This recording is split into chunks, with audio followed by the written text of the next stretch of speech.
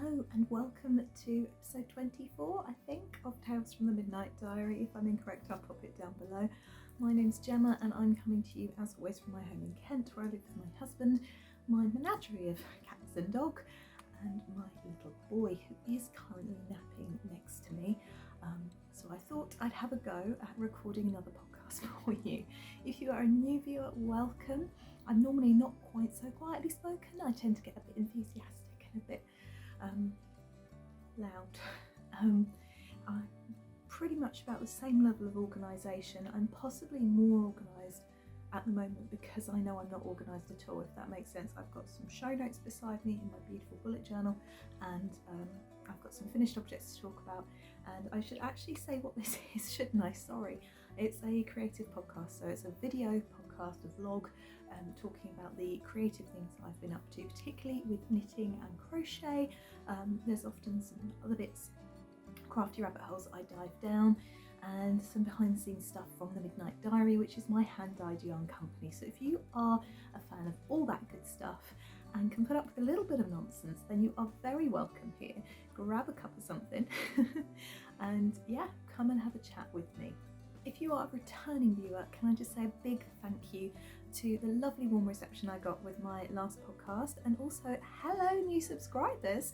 I took a couple of months off when my little boy was born, and the subscriber count has just kind of climbed up a little bit. So I'm not a heavy hitter in the podcasting world by any stretch of the imagination, but every single person who chooses to hit that subscribe button is letting me know that they've enjoyed my content and they want to come and spend a bit more time with me, and that is just lovely. There are so many podcasts out there, as I'm sure you know. There have been at least 100 million pop up during lockdown. Lots of people trying podcasts for the first time, and the fact that my little area of the internet amongst all of those is somewhere you want to spend time just gives me all the warm and fuzzies, so thank you. Okay, I'm playing about a bit with the camera settings. I was perched right on the edge, and the intro to this video, as you all have seen, my head is like right at the top. So this is a new phone that I've got, and the normal camera, the camera at the back of the phone, actually focuses much better than if I'm doing anything in selfie mode. So I'm trying it that way around, but it's a little bit nerve-wracking because I can't actually see now what I'm showing you. I can't see if I'm in frame. I can't see if I'm just, you know, showing you ridiculous amounts of cleavage today, which seems to be what the intro did, so apologies for that. I'm not re-recording it though. As I said, I've only got little one's nap time to get this done. He didn't nap this morning. Little Magnus beside me decided he was going to wake the baby up 20 minutes after I got him down. So Robin is having a well overdue, well-deserved nap. Yeah, so let's get into all the bits I've got to show you, starting with finished objects, plural. Okay, so hopefully that is the last camera angle change. I've also noticed when looking at the playback that I've got this massive spot in front of my middle of my forehead, but I'm all for keeping things real at the moment. So finished objects. I have 3 finished objects. 2 of them have already been sent off to their intended recipients, so I shall flash pictures up, and one of them is next to me. So let's start with the one I actually have in person. This is unblocked and with no buttons, but ends are woven in, pockets are sewn in, it's all finished apart from buttons. This is the Playdate cardigan by Tin Can Knits in the 0 to 3 month size. There's been a lot of love for Tin Can Knits patterns recently, certainly in my life. Robin was the proud recipient of 2 flax sweaters, for example, from Jude for well, I was going to say for his birthday, but literally for when he was born. And I wanted to make Robin something, and I had a special skein of Joanna Wood paint in the Van Gogh Starry Night colourway, and I love the way this knit up. It actually really does look a bit like the painting, reminiscent of it anyway. So Tin Can Knits, they are hugely inclusive designers. Their patterns tend to go from 0 to fully fledged adult. Yeah, I can see me making more of these. I was in a battle last time I spoke to you to get it finished before Robin outgrew it, because I did the 0 to 3 month size, and in the first couple of weeks of his life I got loads of this done, and then gradually sleep deprivation and the way newborns lure you into a false sense of security. You think you've got it, you think you've got their routine, and then it changes because they're developing and growing so fast. So this ended up getting put to one side, and I was working on a test knit, which I will talk to you about shortly. So I was determined Robin would get at least one wear out of it, and he did. I'm going to put some pictures up on the screen now, so you can see my gorgeous little boy wearing his Playdate cardigan. So what am I doing with this now? I am giving it, as I've told you before, I alluded to this in the last podcast where I may have said it outright, I'm giving this to Mina, who is expecting a little one in the summer. She's just announced she's expecting a little girl, which is very exciting. So Mina's chosen some buttons to go on it, and she chose some sweet little white bunny buttons, and this will go to her little one before being returned to me for Robin's memory box. I think that's the plan. I've got some beautiful hand knits that she made for Layla that she's given Robin to borrow, so I think there's going to be a lot of knitwear passing back and forth, which is really exciting. I loved the pattern. I found it really easy to do. The pockets are just adorable, if completely pointless, and I just found the way the pattern was written really, really good. So that's finished object number one. Robin did wear it. He looked a little bit of a beefcake in it. His arms looked a little bit, I think Kristen Bullemine sometimes describes small sleeves as sausage casing, and I really knew what she meant. So cheers Kristen for that brilliant description, because that's exactly the description I needed today. Yeah, I absolutely love it. I'm going to make some more. The first size actually took less than 50 grams of a 425 metre 75-25 merino nylon 4-ply blend, which is a really common base among indie dyers. I think it's possibly the most common one. It's like the standard that everyone has, and then they have their other ones on top. So I will be making a pair of socks with the other 50 grams, and there will be a little mini sock being made for Robin for his advent calendar out of the scraps too. So that is that.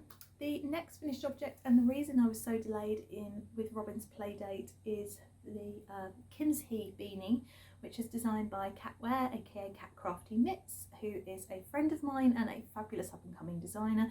I talked a bit about this on the last podcast and showed it as a whip. Again, I don't have any. I don't have it to hand because I don't know why I said again. I don't have this one to hand because it has actually been gifted to my mother-in-law as a belated birthday gift. She absolutely loves it. I did it on my merino cashmere nylon Aran weight base, which is so buttery soft. It's one of those ones that you kind of have to feel to really appreciate, as it does come with a slightly higher price tag being cashmere. But everyone who's ever touched it has just put it to their faces and gone, ooh. I mean, obviously not in COVID times, but yeah. So that's been gifted. I dyed up my peacock colourway, especially for my mother-in-law, who loves teals and blues. They're very much her colours. And yeah, she really liked it. I cannot wax lyrical enough about the pattern. If you want all the good stuff about that, then do check out my previous podcast where I talk about it ad nauseam. And I love the way it's written. I think the increases are really clever. The pattern is really detailed. I thoroughly enjoyed doing the crown increases. I think that's all I need to say really. I enjoyed doing the increases. Yeah. And the third finished object are the hollyberry socks, which I was doing for my dad for Christmas. I finished those. I finished them right at the end of January, and I got them off to my father in his box with the Blue Lagoon socks I made him last summer, and some other bits for his kind of Christmas / birthday, one or the other. One's late, one's early. Hey, happy box, which he was really excited about and put them on straight away. He said he was going to save the Blue Lagoon ones for his birthday, and then when I explained that his birthday socks actually are still in a skein, he was even more excited. So yeah, I said last time he would rather wear my hand knit socks than any other type of sock, which is just such a compliment. I'm really, really thrilled, and he's incredibly knit worthy. So considering I've got tiny feet and could whip myself up lots of hand knit socks fairly quickly, and especially as I don't like particularly long legged socks, I am apparently knitting men's socks all the time, which brings me onto works in progress. So I think I might have shared in the last podcast, but I may not have done. that I've been doing a bit of stash acquisitioning. I'm obsessed with all things Robin, and I got a gobstopper ball of Giddy Yarns Robin Red Breast Colourway from a friend's D-stash. I saw it and I just had to have it because it's Robin and it's gorgeous. And actually my husband has been trying on my dad's socks so I can take photos for the gram, and because that's what we do, right? And it's hard to take photos of your own feet in socks. So Dad, although he does try, they're not quite Insta worthy. So I've been putting on my husband, who's got slightly smaller feet, it has to be said, and getting him to model them. Now my husband's always been a, yeah, no, it's lovely dear, but no, I'm all right, I don't really want any hand knit things. Since Robin's been born, has requested matching hats. I really need to get onto that. And since he's been modelling my socks that I've been knitting for my dad, has made some noises that he might quite like some hand knit socks after all. Which makes sense. Hand knit socks are brilliant. If you are not sure why they are brilliant, do check out the video that I'm going to link up in the doobly-doo at the top and down below, or it's somewhere on my channel in my playlist where I talk about socks ad nauseam. And if you're not convinced, then that video should convince you. So yeah, Robin Red Breast Colourway. Helen hand winds these into the most beautiful gobstopper balls. I would love to be able to do this. I can't, but I just think they are the most pleasing things on the planet. I cast them on Lara's birthday, so long-term viewers of the podcast will know that February tends to be a bit hit and miss for me, February through March, because it's the time of year we have my daughter.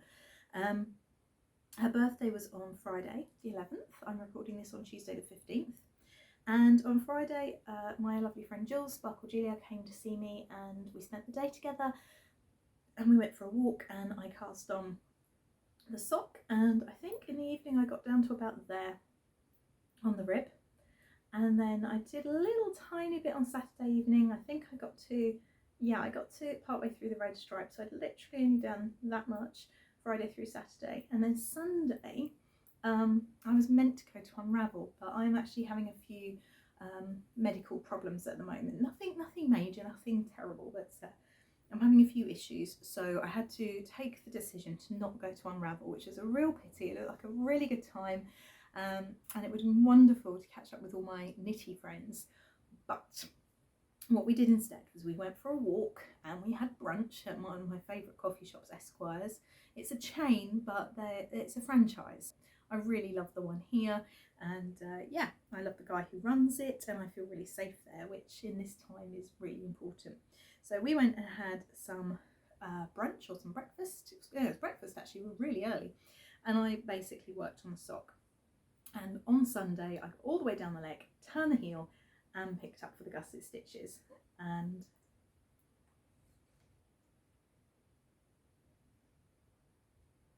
we're still asleep. And then yesterday I didn't get quite as much done. I had a really lovely day yesterday, and I'll tell you a bit about that later. But I did all the gusset decreases, and I'm about 1/6 of the way down the foot. I think my husband will need 60 rows until the toe, but I'll get him to put it on. That's the beauty of having him here. So that is Giddy Yarns Robin Red Breast, self-striping gobstopper ball, hand dyed.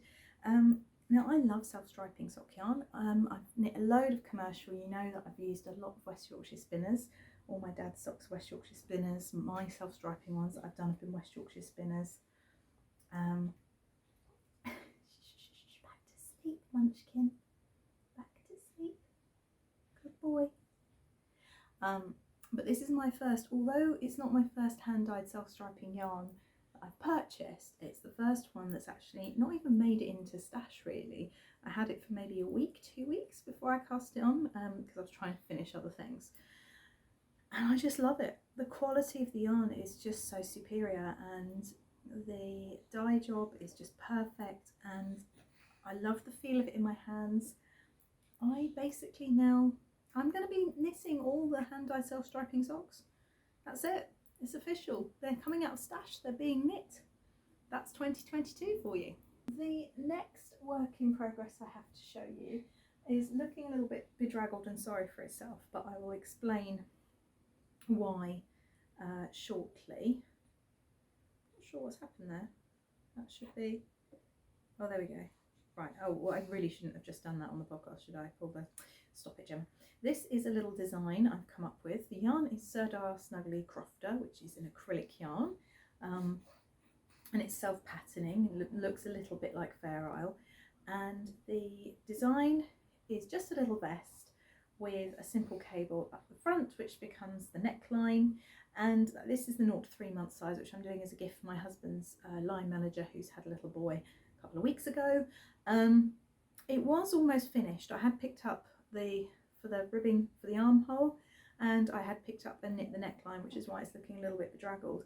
But where this is a nice wide neckline, so that's quite good. That is quite a good neckline for a little one to get over a little one's head, because their heads are proportionally much bigger than to their bodies. Once I'd picked up and done the rib, and the rib obviously has the effect of stabilising it but also cinching it in, it was too small. I'll put a picture up and you can see what I'm talking about here. You're okay. I might have to go in a minute and record this in 2 pieces again. 3 pieces last time, I think. 3 pieces and a postscript, I think. So what I've done is I've taken back the 3 needle bind off, and I'm going to pull back and knit the sleeves, the armholes longer, and I'm going to reduce the number of stitches again for the neckline. I have some testers lined up for this already, so I'll show you Robin's one that I also have on the needles. This is the 3 to 6 month size, I think, or it could be the 6 to 12 month size. I'm not sure. I'm not sure. It's either 3. I think, looking at the difference, that's 6 to 12. I think I have to check my stitch count. And I am using for Robin's one a skein of my hand-dyed DK yarn in the Afternoons colourway, which was my autumn winter collection 2019 when I was the project bag, and it will be making a comeback for this. So yeah, I'm really, really loving it. I've done a long tail cast on because you want all the stretch when you're dealing with children, and I'm starting to work up the cable pattern up the front. So those are my works in progress. Now, make along news. So winners, can you please get in touch? I have had contact from a few. Those of you who are in America, you are waiting for yours to be posted. I need a chance to get to the post office. I obviously haven't got that at the moment, but as soon as I do, then I will let you know your prizes are on their way. But there are a number of people who haven't actually got in touch to let me know that they're ready for their prize. So I'll give you another few weeks and then I will redraw the prizes. Right, Midnight Make Along continues, hashtag Midnight Make Along, and it's going to be drawn monthly or quarterly. Quarterly, I think. It's going to be drawn from Instagram, keeping it simple. The Squirrel Along continues, and these projects, all 3 of mine, the sock and the 2 vests, are all squirrels because I should be working on a jumper for my friend for her 70th, which was on Friday. Whoops. So Squirrel Along, I will put the correct hashtag down the bottom. I really need to find out what it is actually so I can enter. I can enter this one because it's not my make along. It is being hosted by Laura of Athis Yarns, who is a fantabulous indie dyer. She's new kid on the block and a really lovely person as well. So if you haven't gone follow, go follow, go follow. She did say to me yesterday she's had a flurry of new followers, so well done, kids. She is definitely one to keep an eye on. And the final one is we're going to have a new make along. So Laura's hosting the Squirrel Along and I'm just enthusiastically joining in. The Great Winter Cast On's finished. The Midnight Make Along is continuing, but there's going to be a new make along. So lovely Karen of Knitting and Labradors podcast, a new podcast that's just started up, and we're both mums to little boys. Her little boy is a few weeks older than mine, and she was saying to me that seeing the Playdate cardigan that I was making for Robin, she's been inspired to make for her little one. And so she started, and then I said, well, why not let's host a make along together? So we are going to be hosting make along. The hashtag is yet to be determined, TBD. If it has been by the time I'm editing this, I'll put it at the bottom of the screen. And yeah, so basically we'll be using Instagram. I think we'll just do it on Instagram. Am I boring you? Oh, he's going, oh, Mum, you're boring. You're boring. Well, we're talking about making things for you. Yes. Yes, because Mummy can actually make things for you as well, not just all your crafty aunties and uncles. I know. I know. He's just pulled the like, yeah, right, you're going to finish anything for me in time. He knows me. So yeah, we're co-hosting, and it's basically anything sort of kids knits. We're celebrating sort of the mini makes that are about. So there is that. And as I say, Karen's just released a podcast. I don't think she's talking about it. I don't know, I haven't watched it yet. And we haven't determined the hashtag as of the time of recording, but I think we might be there. So I'll put it on the doobly-doo, I'll put it on the screen here and the description box just down there. Upcoming news. The only kind of news I've got at the moment that I'm ready to share is that I am going to be with Robin and Julia at East Anglia Yarn Festival, the inaugural. I really am that boring, aren't I? It's just the most dramatic yawn. I'm going to be at the inaugural festival, not as anything special, just as me. I'm going as a visitor, and I'm really excited and terrified because I'm going all the way from Kent up to Norwich with Jules and little baby Robin, and staying away for the weekend. We're going to be travelling up on the Friday night, and we're going to be staying over Saturday night as well. So yeah, it's Robin's first yarn festival, my first yarn festival with a teeny person in tow, first yarn festival since Unravel 2020. So there's lots, but Laura, who is one of the organisers, is just amazing. She's a really good friend of mine, and I just feel so totally safe going, which is great. And I cannot wait to see so many of my friends, and if I see any of you, or if you see me, because chances are you'll know my face and I won't know yours, do come and say hello to me and Robin. We will be masked up. Right, no, I will be masked up, Robin won't be. He's a little bit little for that sort of thing. But we're lateral flow testing all the time, and yeah, looking forward to squishing some yarn, inhaling some fibre fumes, and seeing some yarny folk. That would be really, really nice. And talking of yarny folk, the other thing that happened yesterday is I finally met in real life Laura of Athis Yarns, not Laura of EAYF, that is Bumbling Yarns and Crafter's Balm. She is Bumbling Yarns and Crafter's Balm, not that, she's a person. But Laura of Athis Yarns travelled down to Unravel this weekend, and then came and stayed in our neck of the woods and came to visit yesterday. Met Robin, which was just lovely, and had cuddles, and it was just amazing because Laura is someone that I've met through the Zooms that I run, the Midnight Dyery, the sip and stitch on a Wednesday and the coffee morning on a Sunday. You're right, hello, yes, I'll be right with you. He's quite happy, he's just gurgling away to himself. And Jules and I worked out that in the sip and stitch and coffee mornings, it's like 208 hours on Zoom over the past 2 years, and no, more than that, because it's 208 sessions. Yeah, 208 sessions, but each session is about 3 hours. So you do the math, a long time, and to actually meet up in real life and to all be in my living room together just felt like the most natural thing in the world. And the couple of hours we had together before Laura had to leave to catch her flight back to Scotland was far too soon, over far too quickly, and cannot wait until the next time we can all get together. It was just really lovely. Yeah, so short and sweet, nothing particularly interesting to report. I'm gradually finding some more making time. I'm obsessed with self-striping socks and I'm looking forward to making all other things going forward and starting to get involved again in the yarny world. But that's all the news I've got really for you. I hope that you've been creating all the fun things, and that you are enjoying your time, and that January, February is off to a good start for you. It's a bit miserable here today, it's raining, but that is just the right sort of weather for cozying up inside with a coffee and baby snuggles and knitting and MasterChef the Professionals. That is my plan for the afternoon. So yeah, I'm going to say ta-ra for now, because little bear has woken up after the shortest nap in the entire world. And I'm gonna have some snuggles and see if I can't encourage him to sleep a little bit more, because bless him, he hasn't slept all day. He's really super tired and a bit grumpy. But yeah, although he's currently talking to the animals on his mobile above his crib, which you can't see, it's out of shot, but he does quite like them and will quite happily spend half an hour chatting to them. That was a big yawn. Right, okay, I'm needed. I will say goodbye and see you very soon. Take care. Bye.